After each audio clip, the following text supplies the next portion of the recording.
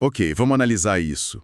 Para quem está na maratona dos concursos, a gente sabe que tem aqueles temas que, assim, sempre caem. Figurinha carimbada, né? Exato.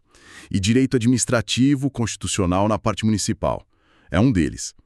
E aí tem aquele percurso clássico, como é que uma ideia vira lei, afinal? Qual a jornada, né? Com todas as curvas. Todas as curvas, prazos, as armadilhas. Hoje, a gente vai fazer justamente um mapa desse processo legislativo municipal. E o nosso guia vai ser a Lei Orgânica de Carlos Barbosa, lá no Rio Grande do Sul. Vamos focar nos artigos 49 a 62. E a ideia aqui, o que é fascinante, não é só decorar o artigo. Não mesmo. É entender a engenharia por trás. O processo legislativo é um diálogo constante, às vezes um cabo de guerra, né? Entre a Câmara de Vereadores e o prefeito. Freios e contrapesos na prática. Exatamente, porque existe o veto, porque a Câmara pode derrubar esse veto. É entender essa lógica que faz o conteúdo fixar de verdade. É isso que as bancas querem saber. Perfeito, é sobre entender a dinâmica do poder. Então, vamos começar do começo. O artigo 49, ele abre os trabalhos. Ele define o que é o tal do processo legislativo. É só sobre criar lei comum, do dia a dia? Não, nem de perto. O artigo 49 já mostra que fazer lei não é uma coisa só. Pensa tipo numa caixa de ferramentas, sabe? Ok, gostei. Para cada tipo de trabalho, uma ferramenta diferente. O processo legislativo, ele abrange, por exemplo, emendas à lei orgânica. Essa é a ferramenta mais pesada para mudar a Constituição do município. A mais difícil de usar, imagino. Com certeza. Aí tem as leis complementares, as leis ordinárias, que são as do dia a dia, e ainda os decretos legislativos e as resoluções, que são coisas mais internas da Câmara. Entendi a analogia. E quem é que pode pegar nessas ferramentas? Qualquer um pode chegar lá na Câmara com uma ideia e botar a máquina para rodar? Então, a porta de entrada é ampla, mas tem regras, claro. O artigo 52, que fala da iniciativa, diz que pode começar o processo um vereador, as comissões da Câmara, o prefeito e, atenção aqui, os cidadãos. A famosa iniciativa popular. Isso. Só que essa porta tem uma chave bem específica. A proposta precisa vir assinada por, no mínimo, 5% de todo o eleitorado do município. Uau! 5%. Não é pouca coisa. Exige uma baita mobilização. Uma mobilização social bem grande. Tá, mas imagino que não seja uma bagunça onde todo mundo propõe qualquer coisa. Deve ter assuntos que são campo minado, onde só uma pessoa pode pisar. Exatamente. E aqui está a maior pegadinha de prova de todo esse assunto. O parágrafo 1º do artigo 52. A iniciativa privativa do presidente. Essa mesma. Temas que só ele pode dar o pontapé inicial. Basicamente, tudo que mexe com a estrutura e principalmente com o bolso da prefeitura. Tipo o quê? Criar cargos, aumentar salário de servidor, definir regime jurídico de aposentadoria, estabilidade. E também criar ou mexer na estrutura das secretarias, dos órgãos da administração. Faz sentido. É aquela lógica de quem dirige o carro controla o acelerador. Perfeita analogia. Se a Câmara pudesse criar despesa à vontade, seria um caos para o prefeito, que é quem tem que pagar a conta no final. Exato. A iniciativa privativa evita o caos administrativo e, claro, o orçamentário. Quem gerencia a equipe e o orçamento precisa ter controle sobre a criação de novas despesas. Ok. O cofre está protegido na origem da proposta. Mas e durante a tramitação? Digamos que o prefeito mandou um projeto com um orçamento fechado. A Câmara pode aprovar, mas dando uma melhorada, aumentando um gasto aqui e um benefício ali. Não. Aí entra outra trava de segurança, que é o artigo 53. A resposta da lei é um não bem claro. Não se pode aumentar a despesa prevista nos projetos de iniciativa exclusiva do prefeito. Ah, entendi. Os vereadores podem até emendar, realocar verbas, debater, mas não podem inflar a conta final. O orçamento que o executivo mandou funciona como um teto. O legislativo não pode estourar o limite do cartão do executivo. Entendi. Exato. Mas e a velocidade disso tudo? E se o prefeito tem um projeto que ele considera, sei lá, vital, e não dá para esperar meses de discussão? Existe um um modo turbo nesse processo? Existe, e é uma das ferramentas políticas mais fortes que o prefeito tem. É o regime de urgência, está lá no artigo 54. Regime de urgência. Como funciona? O prefeito envia um projeto e solicita essa urgência. A partir daí, é como se um cronômetro fosse ligado. A Câmara tem exatos 30 dias para votar. E se não votarem, o que acontece? Ah, a consequência é bem mais dramática. Não é multa, não é advertência. Se o prazo de 30 dias estoura, o projeto tranca a pauta. Peraí, como assim tranca a pauta? Isso soa como uma bomba atômica legislativa. A Câmara para? Para tudo. É exatamente isso. Nenhuma outra matéria pode ser votada até que aquele projeto urgente seja, enfim, resolvido. Caramba! É um mecanismo de pressão gigantesco, sabe? Ele força a Câmara a parar tudo e focar naquilo que o Executivo diz que é prioridade. O prefeito basicamente dita o ritmo dos trabalhos quando usa isso. Uau! Fica claro o poder que isso dá. Mas vamos seguir a jornada. O projeto passou por tudo isso. Foi debatido, votado e aprovado pela maioria dos vereadores. Missão cumprida, temos uma lei. Ainda não.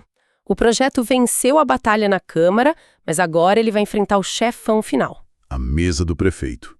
Exatamente. É o que descreve o artigo 56. O texto vai para o prefeito, que tem a caneta na mão para decidir entre a sanção, que é o sim final, ou o veto, que é o não. Ok. Essa parte parece um campo minado de prazos e detalhes que toda prova adora. Como funciona? Ele tem 15 dias úteis a contar de quando ele recebe o projeto. E aí, bom, ele tem 3 caminhos. 3, certo. O primeiro, mais simples, é a sanção. Ele concorda, assina e a lei é publicada, fim de papo. Ok. E o segundo caminho, o veto. Ele pode só dizer não gostei e vetar tudo. Não, o veto precisa ser justificado. Os motivos são basicamente 2. Ou ele acha o projeto inconstitucional ou contrário ao interesse público. E pode ser um veto parcial, tipo vetar só uma frase. Pode ser parcial, mas aí tem um detalhe técnico crucial. Ele não pode vetar só uma palavra ou uma frase. O veto parcial tem que pegar o texto completo de um artigo, um parágrafo, um inciso. Não dá para reescrever a lei com a caneta do veto. Entendi. E qual seria o terceiro caminho, se ele, sei lá, engavetar o projeto e deixar os 15 dias passarem? Ah, esse é o famoso silêncio do prefeito. E na lei, o silêncio fala alto, viu? Ele equivale a uma sanção. Sério? Sim, é a chamada sanção tácita. Se o prazo passa e o prefeito não se manifesta, o projeto é considerado aprovado. A inércia dele resulta na aprovação da vontade do legislativo. Que interessante. Mas voltando para o veto, se o prefeito vetar é o fim do jogo, a palavra dele é a final? De jeito nenhum. É aqui que o sistema de freios e contrapesos mostra sua força total. O veto não é um ponto final, é só uma vírgula. Entendi. O projeto vetado volta para a Câmara, que tem a palavra final sobre o seu próprio trabalho.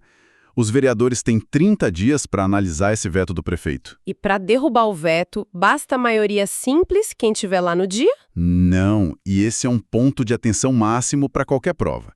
Para derrubar o veto, o quórum é qualificado. É preciso o voto da maioria absoluta dos membros da Câmara. Maioria absoluta? Ou seja, não é a maioria de quem está presente na sessão. Exato. É a metade mais um do número total de vereadores da cidade. Se a cidade tem 11 vereadores, por exemplo, precisa de 6 votos. Não importa se só 8 apareceram para a sessão. Entendi. O veto do prefeito não é um game over, é mais um desafio final. E se a Câmara consegue derrubar. Se o veto é derrubado, a vontade do legislativo prevalece.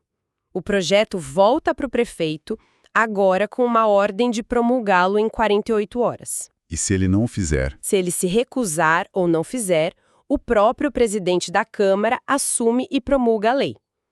No fim das contas, a soberania é do legislativo, desde que ele consiga reunir essa força política. Isso esclarece muita coisa sobre o equilíbrio de poder. Agora, a gente falou muito das leis ordinárias, né, as do dia a dia.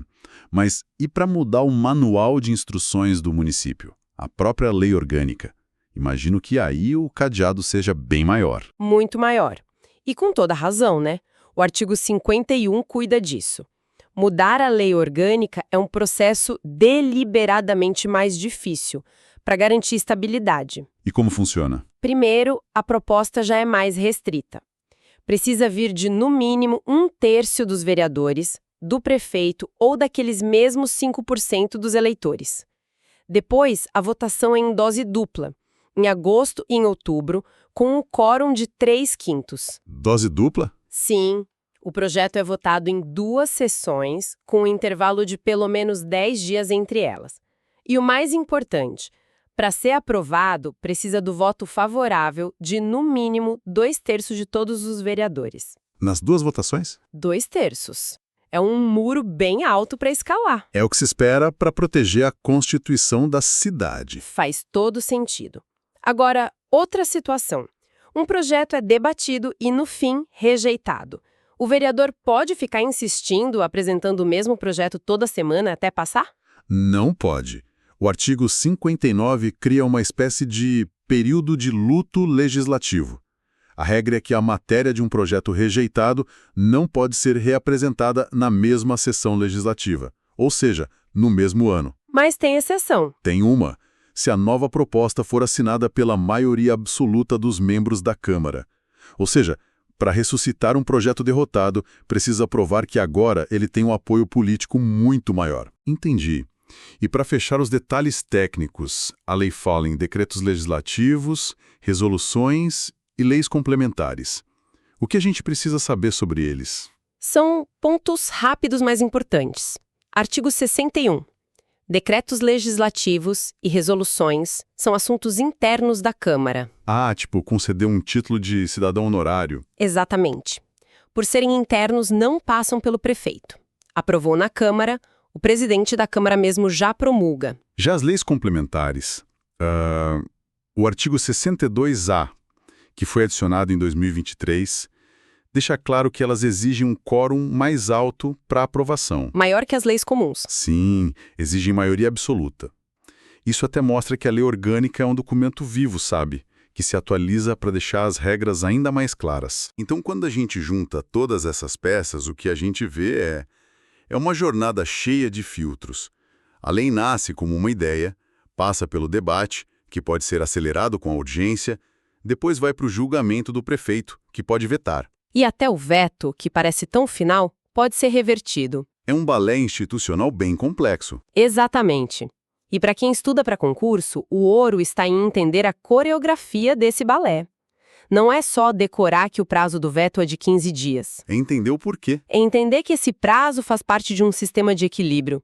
É compreender por que o prefeito tem a iniciativa privativa em gastos com o pessoal, para manter o controle fiscal. E por que a Câmara precisa de maioria absoluta para derrubar um veto, para garantir que essa seja uma decisão política robusta. É esse nível de compreensão que faz a diferença. Perfeito. E para a gente encerrar, vamos deixar uma reflexão. Vimos que a lei, tanto no artigo 51 quanto no 52, garante a iniciativa popular. É a ferramenta mais direta de participação, né? Sim, mas ela impõe aquela barreira considerável. Conseguir as assinaturas de 5% de todos os eleitores. Exato. Então, a reflexão que fica é, considerando toda essa complexidade que a gente discutiu, os prazos, os vetos, os jogos políticos, que tipo de problema local seria tão fundamental, tão urgente, a ponto de motivar milhares de cidadãos a se organizarem, a irem de porta em porta para conectar assinaturas e forçar a entrada de um projeto de lei? O que faria a comunidade dizer? Já que vocês não fazem, nós mesmos vamos tomar as rédeas do processo.